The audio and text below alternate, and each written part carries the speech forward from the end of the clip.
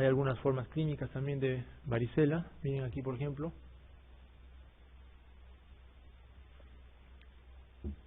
Aquí solamente vemos vesículas hemorrágicas, ¿no?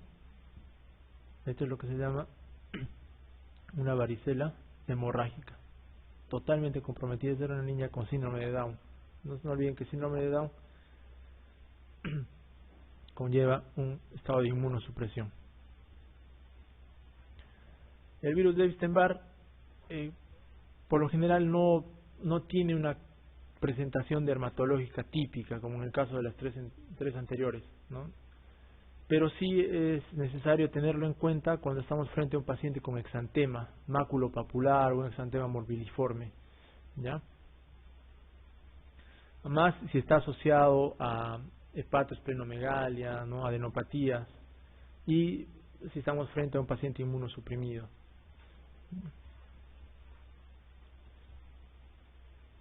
No se olviden, el Epstein-Barr está muy relacionado con mononucleosis infecciosa, ¿no? Típico cuadro de la mononucleosis es el paciente joven, ¿no? 12 a 14 años, con adenopatías palpables retroauriculares duras, congestión amigdalar, hepatoesplenomegalia, linfocitosis, o pensar en infección por Epstein-Barr. Desde el punto de vista dermatológico tiene importancia cuando hablamos de la leucoplasia oral vellosa en pacientes inmunosuprimidos, ¿no? Está muy asociado a esta patología. La leucoplasia vellosa oral se dice que es un marcador de inmunosupresión en pacientes con VIH, ¿no? Se dice que cuando tenemos una leucoplasia oral vellosa, el paciente ya tiene un recuento CD4 menor de 100. Característicamente la leucoplasia vellosa oral es una placa blanquecina indolora, asintomática.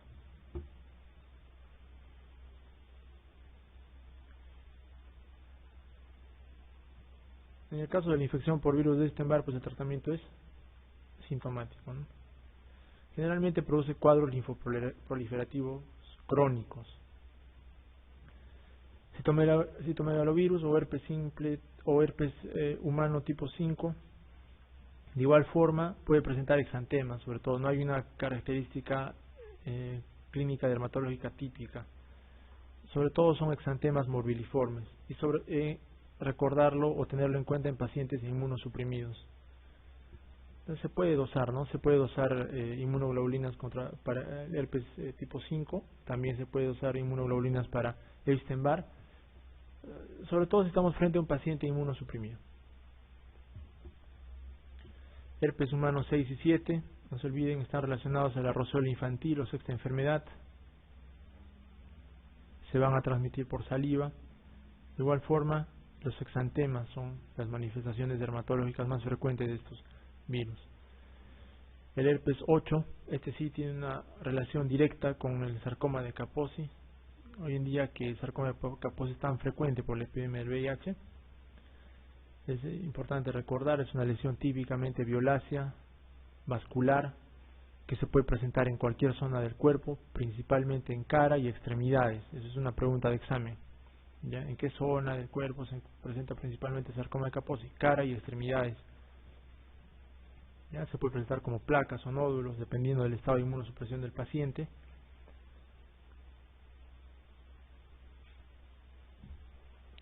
El tratamiento del sarcoma de Kaposi antes de instaurar, en el caso de que sea un paciente con VIH, antes de instaurar el tratamiento con el Targa, se puede hacer con radioterapia, crioterapia, retinoides tópicos, láser. Existen múltiples alternativas para hacer el tratamiento, ¿no? Doxorubicina.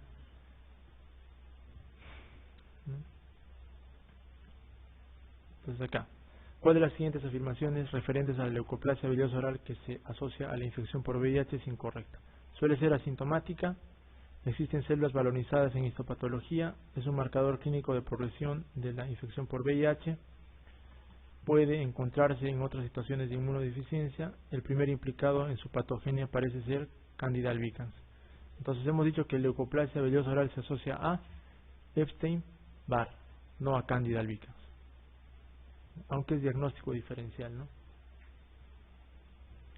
Leucoplasia oral vellosa está ocasionada en presencia del virus de inmunodeficiencia adquirida por Diplococcus, gonorrea, tricomonas vaginalis, herpes simple tipo 2, papilomavirus o virus de Epstein-Barr. Epstein. Correlacione a los agentes etiológicos y enfermedades infecciosas que producen herpes simple, el herpes virus, ¿no? El herpes zóster, varicela zoster, eritrasma, Corynebacterium minutissimum, no se olviden, es la típica lesión eritematosa en pliegues. El molusco contagioso es producido por poxvirus. El molusco contagioso es la típica pápula umbilicada. La lesión elemental en el molusco contagioso es la pápula umbilicada. Y las verrugas son producidas por papilomavirus. Paciente varón obeso diabético que llega a la consulta con un tiempo de enfermedad de 2 meses, con manchas rojas en zona inguinal, con leve descamación y eventual prurito. ¿Cuál sería su presunción diagnóstica y qué ayuda al diagnóstico solicitaría? El diabético y el obeso es inmunosuprimido, ¿no es cierto? Manchas rojas en zona inguinal podría ser una tiña inguinal o puede ser un eritrasma.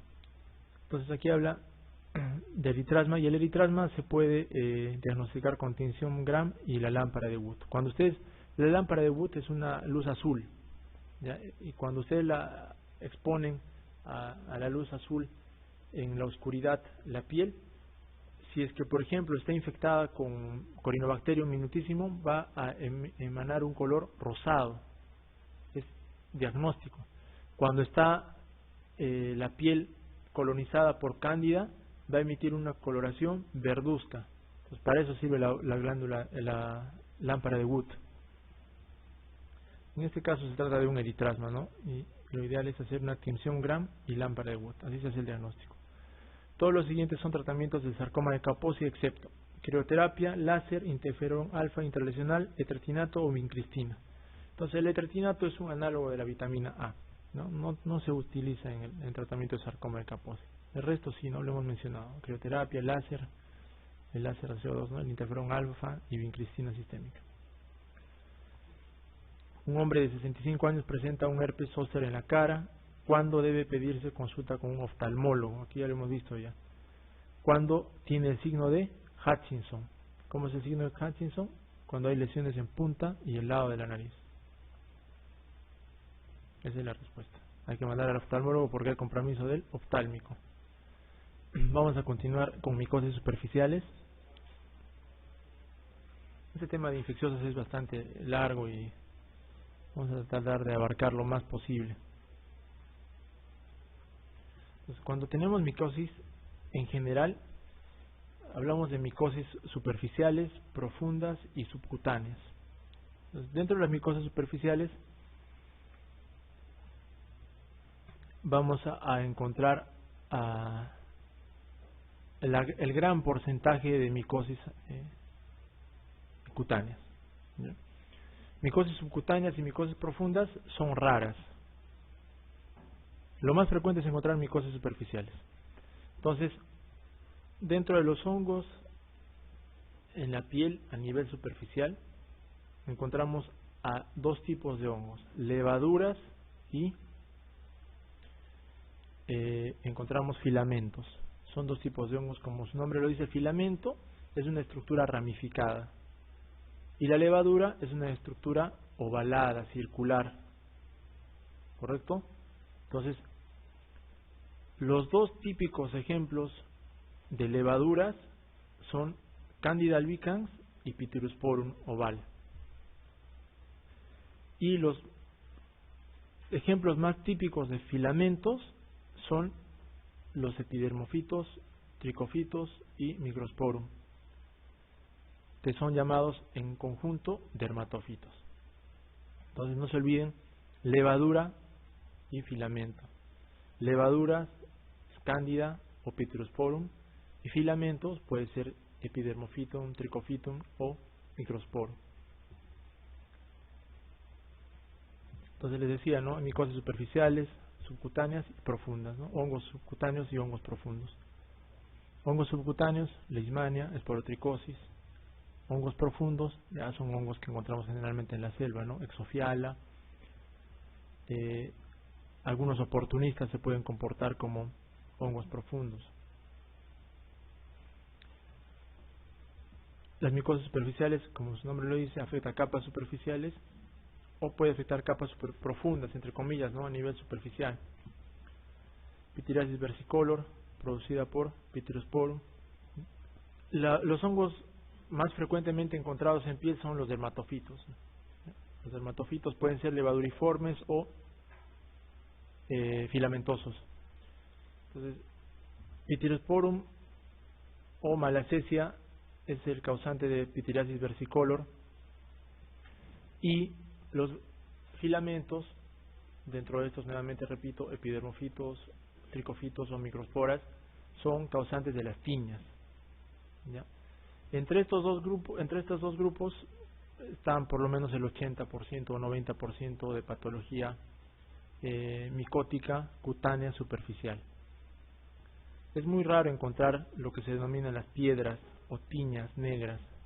Antiguamente sí era muy frecuente encontrar. Hoy en día, bueno, la calidad de vida está mejorando, las condiciones de vida están mejorando y cada vez se encuentran menos estos gérmenes, ¿no? Lo más frecuente es encontrar lo que yo les he mencionado. Levaduras nuevamente Cándida, Trichosporum y Malassezia. Filamentos, Microsporum, Trichophytum y Epidermophytum. También se pueden clasificar desde el punto de vista del hábitat. Pueden ser geofílicos, zoofílicos o antropofílicos. Desde el punto de vista zoofílicos, los hongos más frecuentemente encontrados son las microsporas. ¿Ya? No se olviden, zoofílicos, microsporas. Por eso de ahí su nombre, ¿no? Microsporum canis, por ejemplo, ¿no? Entonces, vamos a hablar de las tiñas, que son producidas por filamentos. De acuerdo a la ubicación de la infección por este filamento, vamos a describir una determinada tiña, ¿no? Por ejemplo, si se encuentra estos filamentos en cuero cabelludo, llamamos tiña capitis, ¿no? Si lo encontramos en cara, tiña facei. Si lo encontramos en barba, tiña barbae. Si lo encontramos en el cuerpo en general, en tórax, anterior, posterior o antebrazos, le llamamos tiña corporis. La podemos describir como tiña cruris si la encontramos en la ingle. Tiña manum también, no es raro encontrar la tiña manum. O la tiña unguium, ¿no? O la tiña pedis. Son términos que frecuentemente se usan, ¿no? Para describir infecciones por filamentos. No se olviden, filamentos.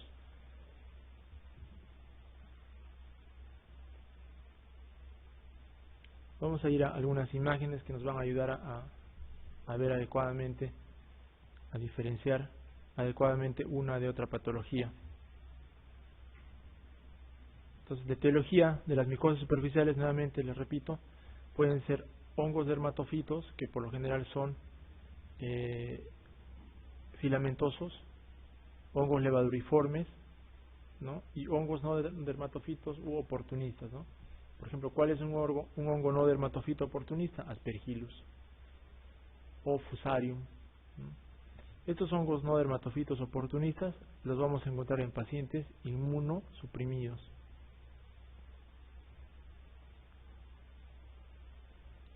Los dermatofitos, ¿no? Son hongos filamentosos, nuevamente quiero que lo recuerden, son hongos filamentosos que atacan la queratina, la destruyen y penetran hasta las capas superficiales de la epidermis. Van a formar una red de hifas, de ahí su nombre, se convierten en filamentos.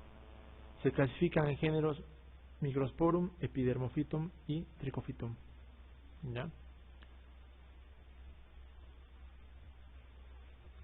Las especies más importantes son Microsporum canis, Trichophytum mentagrophytes, Trichophytum rubrum y Microsporum gypsum y Epidermophytum flocosum. ¿Ya? De estas quiero que recuerden Trichophytum rubrum y Microsporum canis. Hemos hablado de los filamentos, ¿no es cierto? Aquí está. Microsporum, Epidermophytum o Trichophytum. Son dermatofitos, que quiere decir que los encontramos colonizando en la piel sana. Y dentro de las levaduras encontramos a Malassezia, ¿ya? Que produce pityriasis. Malassezia es dermatofita también. Cándida no es dermatofito de la piel, ¿ya? No lo encontramos normalmente en la piel. Sí lo podemos encontrar en mucosa hasta un 40% de pacientes. Es decir, acá somos 10 o de 10 personas, 4 pueden tener cándida como parte de la flora bacteriana en mucosa, sin que esto signifique un estado de inmunosupresión. Cuando encontramos la forma clínica de cándida, es decir, va a haber una proliferación de cándida en mucosa oral, en ese momento hablamos de inmunosupresión. Malassezia furfur es una levadura lipofílica, por consiguiente la vamos a encontrar en zonas seborreicas, ¿no? ¿Cuáles son las zonas seborreicas? Tórax anterior, tórax posterior, en la zona central alta sobre todo, en pliegue nasogeniano, en cejas y en cuero cabelludo. Malassezia es el germen causante de la pitiriasis versicolor. Entonces, no se olviden de pitiriasis versicolor, es una dermatosis aguda que se presenta típicamente en pacientes jóvenes, ¿ya? Es producida por la proliferación de Malassezia en estados de humedad, ¿no? Por eso es frecuente en pacientes que sudan. Es muy raro encontrar Malassezia en pacientes ancianos, por ejemplo, que tienen la piel muy seca. Esto lo encontramos más en jóvenes, en pacientes obesos, ¿no? Que tienen gran cantidad de grasa, gran cantidad de humedad. Clínicamente, pitiriasis versicolor se presenta como máculas hipocrómicas o hipercrómicas, dependiendo del fototipo del paciente. Si es un paciente de raza negra en el extremo, encontraremos máculas hipocrómicas, redondeadas, de más o menos 1 a 2 centímetros de diámetro. Si es un paciente de raza blanca, encontraremos máculas hipercrómicas o marronáceas de igual característica, ¿no? Ovaladas o circulares en tórax anterior, tórax posterior, en un paciente joven, no se olviden. Y clásicamente, cuando nosotros hacemos una maniobra que se llama de Sileri, vamos a encontrar descamación. Entonces, lo que hacen ustedes ante una lesión hipercrómica o hipocrómica en tórax anterior o tórax posterior en un paciente joven es estirar la piel, ¿no? Tensar la piel y luego soltarla. Luego de soltarla, si encuentran descamación, eso se denomina signo de Sileri positivo. Entonces es sugestivo de pitiriasis versicolor. Me he detenido un poco en Malassezia, ¿no? De pitiriasis. No se olviden la edad del paciente, el paciente joven, esos atletas que sudan mucho, esos pacientes que están en el gimnasio, vienen con cuadros recurrentes de pitiriasis versicolor, ¿no? Máculas hipocrómicas o hipercrómicas en tórax anterior y tórax posterior. El dermatofito o levadura puede afectar la médula del folículo piloso o puede afectar la corteza del folículo piloso. En ese caso se llama endotrix o en el otro ectotrix. Cuando el dermatofito, no se olviden, afecta el cuero cabelludo, se llama tinea capitis. Entonces la tinea capitis es producida principalmente por Microsporum canis. Si les preguntan cuál es el agente causal de tinea capitis, deben responder Microsporum canis. Clínicamente se presenta en pacientes pediátricos, ¿no? Escolares, preescolares, como una lesión de bordes definidos, descamativa, y que característicamente presenta acortamiento en la longitud del tallo piloso. No hay alopecia total, simplemente hay acortamiento en longitud del tallo piloso. Principalmente en niños. No es muy frecuente encontrar esta patología en adultos, ¿correcto? Es más frecuente en niños. Esta es la foto típica, ¿no? Muchas veces la afectación del hongo produce daño en el canal folicular, daño en el canal del folículo piloso, y esto hace que este canal sea susceptible a la infección por bacterias. Entonces la bacteria penetra todo el tallo piloso y llega hasta el infundíbulo, y en el infundíbulo produce microabscesos. Estos microabscesos obviamente contienen pus, y estos pus, este pus va a drenarse al exterior. Entonces, como todos los folículos pilosos están afectados, van a producir un signo que se llama el signo de la espumadera. Entonces, presionan la zona afectada y van a encontrar que gran cantidad de sustancia purulenta va a drenar a partir de los agujeros de los folículos pilosos. En este caso, el signo de la espumadera se encuentra en una patología que se llama Kerium de Celso, ¿ya?, que es una tiña capitis sobreinfectada. Signo de la espumadera. Una foto, ¿no?, de un paciente típica, una tiña capitis típica, una placa descamativa con zona alopécica y acortamiento del folículo piloso. El acortamiento del folículo piloso es característico en tiña capitis, ¿ya? Y obviamente este es un niño. La tiña puede afectar al folículo piloso de la barba también, en este caso se denomina tiña de la barba. Cuando afecta al cuerpo, tiña corporis. Y la lesión típica de la tiña corporis es una placa eritematosa con bordes activos, son bordes elevados activos, pareciera que el hongo está proliferando hacia el exterior centrífugamente.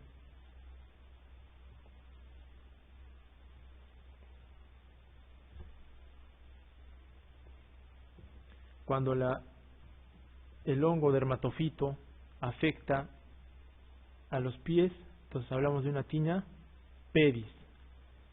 En el caso de la tiña pedis existen 4 formas clínicas, ¿ya? Hay una forma clínica que se llama disidrótica, en la que encontramos ampollas o vesículas, microvesículas pruriginosas. Encontramos una forma clínica que se llama eritémato descamativa, ¿no?, en la que encontramos una placa descamativa en toda la planta. Hay una forma clínica que se llama intertriginosa, ¿no?, típica, ¿no?, es el típico eritema interdigital, es una forma clínica de tiña pedis. Y hay otra forma clínica que se llama hiperqueratósica, ¿no?, en el que la descamación se ha acumulado y forma una placa, una especie de plantilla en el pie, en casos severos de tiña pedis, ¿no? No se olviden, hay una forma de tiña pedis disidrótica que cursa con vesículas, ¿correcto? Esta, por ejemplo, es una eritémato descamativa, ¿no? Es una tiña pedis eritémato descamativa. Cuando el dermatofito afecta la uña, se llama tiña unguium o tiña unguial. En el caso de la tiña unguial también existen formas clínicas. Dependiendo de la zona del platillo unguial que van a afectar el hongo, puede ser tiña unguial distal u onicomicosis distal o lateral. Se puede llamar tiña unguial o onicomicosis proximal. Se puede llamar tiña unguial blanca superficial, o sea, solo afecta a la superficie. O hay otra cuarta forma clínica que se llama tiña unguial total, ¿no?, distrófica total, onicodistrófica total. ¿Y cuál es la forma más frecuente de presentación?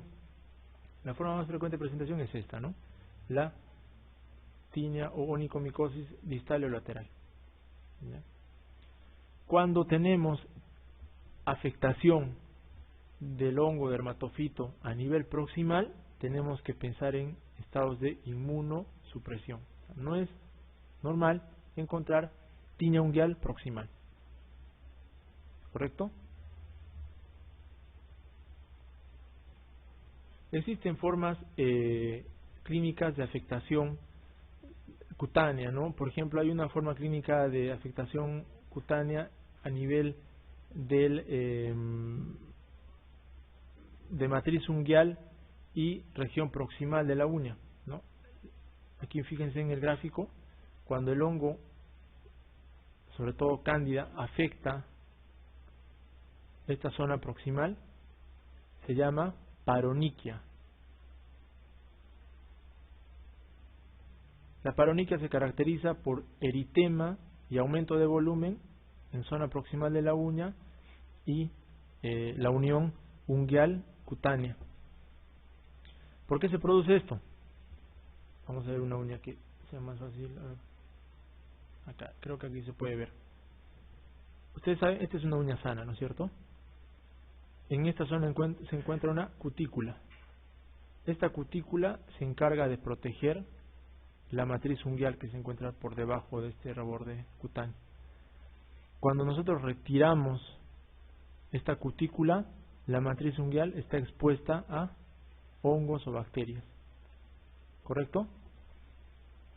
¿Y cómo es que se puede destruir esta cutícula? Se puede destruir de una manera mecánica, ¿no? Por ejemplo, cuando se hacen el manicura, las mujeres sobre todo, ¿no? Se retiran esta cutícula, entonces exponen a la matriz ungueal a bacterias y hongos. O el hecho de que una mujer o un varón estén en contacto permanente con el agua, entonces produce maceración de la cutícula, por consiguiente exposición de la matriz ungueal. ¿Ya? Entonces les mencioné que puede estar expuesta a bacterias u hongos. Entonces, ¿qué bacterias son las más frecuentemente implicadas con la paroniquia? El estafilococo, ¿no? Obviamente. En este caso se llama paroniquia aguda, cuando hay una afectación por bacterias. Y cuando hay afectación por hongos, principalmente cándida, se llama paroniquia candidiásica crónica. Entonces, clínicamente, la paroniquia aguda es un cuadro agudo, obviamente, único, ¿no? De un día o 2 días de evolución, con intenso dolor, edema, inflamación, ¿no? Y en el caso de la paroniquia candidiásica crónica, como su nombre lo dice, es un cuadro crónico, ¿no? Que empieza con eritema leve dolor y que va evolucionando en el tiempo. Y tiene la característica de ser recurrente, ¿no?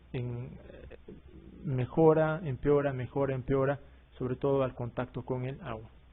No se olviden, paroniquia candidiásica crónica en mujeres que están expuestas mucho al agua, o en mujeres que se realizan traumatismo en el nivel de la cutícula, y la paroniquia candidiásica o la paroniquia aguda por estafilococo.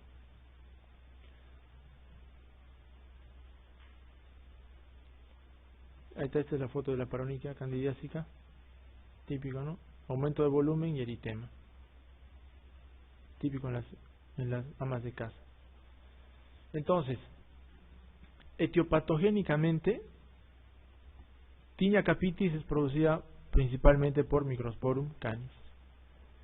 Onicomicosis o tinea ungueal es producida por Trichophyton rubrum principalmente. Eso también es una pregunta que les pueden hacer. Trichophyton rubrum.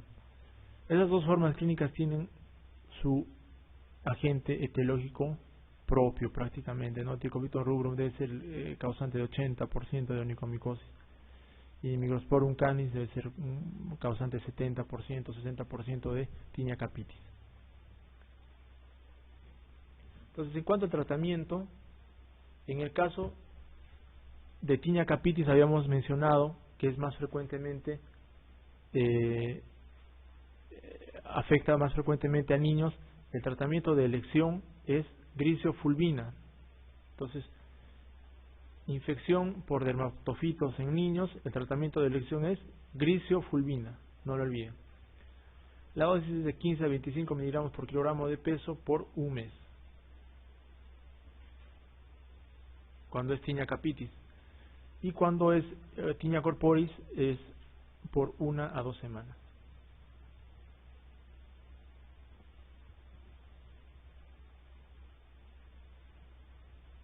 Los derivados imidazólicos son tratamiento de elección para dermatomicosis superficiales producidas por levaduras, ¿no? Levaduras hemos dicho que pueden ser cándida o Pityrosporum. No es de elección para el tratamiento de patología cutánea producida por hongos dermatofitos. Es decir, fluconazol o itraconazol no son de elección para las tiñas de los hongos, de las uñas, ¿correcto? El tratamiento de elección para las tiñas producidas por dermatofitos filamentosos es terbinafina.